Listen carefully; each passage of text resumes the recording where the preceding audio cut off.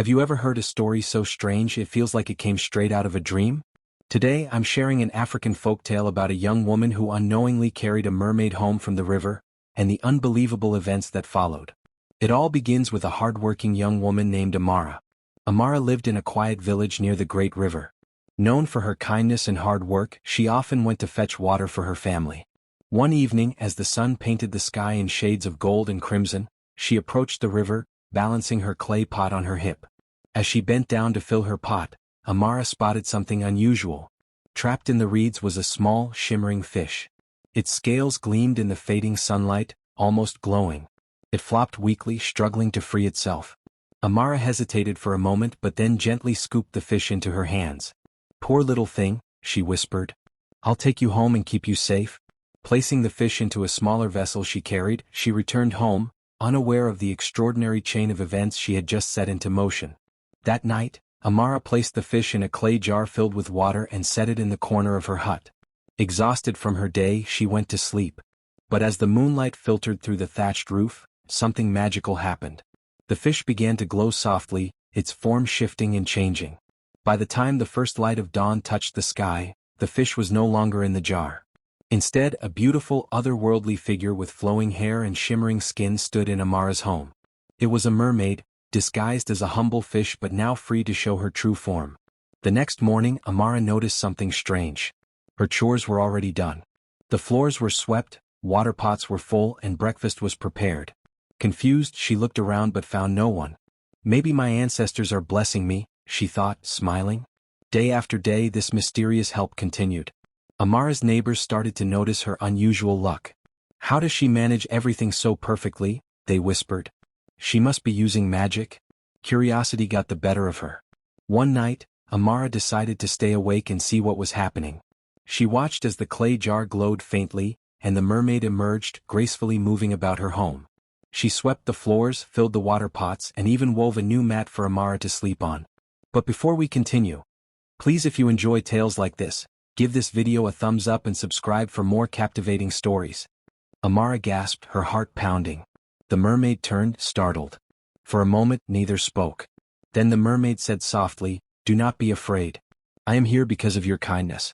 You saved me when I was trapped in the reeds. I only wish to repay you." But the whispers in the village grew louder. Suspicious of her good fortune, the villagers demanded to know her secret.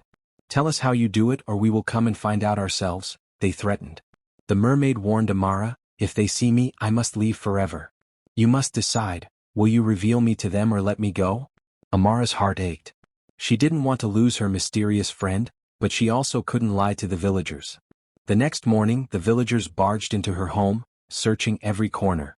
When they found the clay jar, they tipped it over, spilling water everywhere. But the mermaid was already gone. Heartbroken, Amara walked to the river, tears streaming down her face.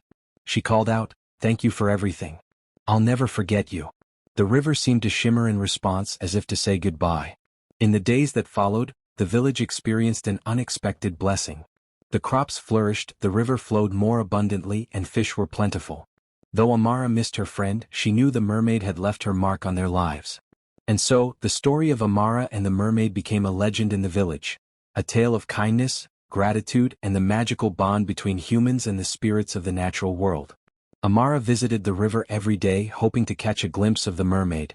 She would sit by the water's edge, listening to the gentle current, her heart heavy with longing. The villagers noticed her change. "Why does she spend so much time at the river?" they murmured. "Has she angered the spirits?" Despite the whispers, Amara found peace by the river. One day, as she sat quietly, a soft voice drifted on the wind. It was faint but unmistakable. "Amara?" She jumped to her feet and looked around. There was no one in sight. Then she noticed a small ripple in the water, and a golden fish leapt up, sparkling in the sunlight before disappearing beneath the surface. Amara smiled. Though the mermaid was gone, she knew her friend was watching over her. Over time, the village began to experience unprecedented prosperity. Crops grew taller and greener, the river overflowed with fish, and even the livestock were healthier. The villagers, once suspicious of Amara, now saw her as blessed by the spirits. They came to her for advice, offerings, and guidance, believing her connection to the river brought the good fortune. Amara, however, remained humble. She credited the blessings to the mermaid's gratitude, but she never revealed the full truth. But not all the villagers were content. Among them was Kofi, a jealous and cunning man who believed Amara was hiding something valuable. Why should she have all the blessings? He sneered. Determined to uncover her secret, Kofi began spying on her. One night, under the cover of darkness, Kofi followed Amara to the river. He watched as she spoke softly to the water, her voice filled with affection. Frustrated, Kofi picked up a stone and hurled it into the river, shouting, "If you're hiding something, show yourself." The river suddenly grew still. Then, with a mighty splash, a towering wave rose from the water, glowing with an otherworldly light. Kofi stumbled backward, terrified. Out of the wave emerged the mermaid, her form shimmering with power and anger. Kofi fled, but the damage was done. The next morning the river's flow slowed and the fish disappeared. The crops began to wither, and the air felt heavy with despair. The villagers were panicked. "What have we done?" they cried. Amara knew she had to act. She returned to the river and knelt at its edge. "Great Spirit," she pleaded, "please forgive us. The wrong was not done by all but by one. Do not punish the innocent for the greed of the guilty." The water remained still. Days passed and no answer came. The village's suffering grew, and Amara began to lose hope. One night Amara had a dream. In it, the mermaid appeared, her eyes sad but not unkind. "Amara," she said, "to heal the bond between your village and the river, you must prove that kindness still exists among your people. Journey to the sacred grove beyond the hills. There you will find the answer." When Amara awoke, she wasted no time. She gathered a few supplies and set off on her journey. The sacred grove was far, and the path was fraught with dangers: wild animals, treacherous terrain, and a scorching sun. But Amara pressed on, her heart filled with determination. Along the way she encountered others in need. A bird with a broken wing, a lost child crying by the roadside, and a farmer struggling to pull his cart from the mud. Though her journey was urgent, she stopped to help each one, earning their gratitude and blessings. After days of travel, Amara reached the sacred grove. It was a place of immense beauty, with trees that shimmered like silver and a pool of water so clear it mirrored the sky. In the center of the grove stood a great stone altar. As Amara approached, the pool began to ripple. From its depths emerged not just the mermaid but a council of river spirits.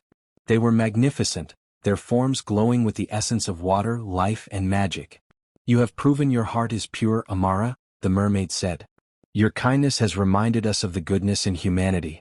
But for the river to heal, the village must change. Greed and jealousy cannot take root again." The spirits gave Amara a single golden shell. "Take this to your village," they instructed. "It will bring prosperity once more, but it will also reveal the true hearts of your people. If they can embrace gratitude and unity, the blessings will remain. If not, the river will dry forever." Amara returned to her village and told them of the spirit's message. She placed the golden shell in the center of the village square, where everyone could see it. At first, the villagers marveled at its beauty and rejoiced as the river began to flow again. But soon greed crept in. Who should keep the shell, they argued. It should belong to the elders. No, to the strongest. Amara stood before them, her voice steady. "The shell belongs to no one. It is a gift to us all. If we fight over it, the blessings will vanish." The villagers fell silent, realizing their folly. They agreed to leave the shell untouched, a symbol of unity and humility. From that day on, they worked together, sharing their blessings and protecting the river. Years passed and the village thrived. Amara became a legend, her story told to children as a lesson in kindness and selflessness. The golden shell remained in the village square, a reminder of the bond between the people and the spirits of the river. And though Amara never saw the mermaid again, she felt her presence in every ripple of the water and every breeze that carried the scent of the river's life-giving flow. Years passed and Amara's village flourished. But one day a stranger came to the village, claiming to know a way to make the river even more powerful. He promised endless riches if the villagers followed his plan, but only if they took the golden shell from its place in the village square. Amara, now older, warned the villagers of the stranger's trick. "Remember what we've learned," she said. "The shell is a gift, not a tool to be used for greed." The villagers hesitated, but the stranger's charm was strong.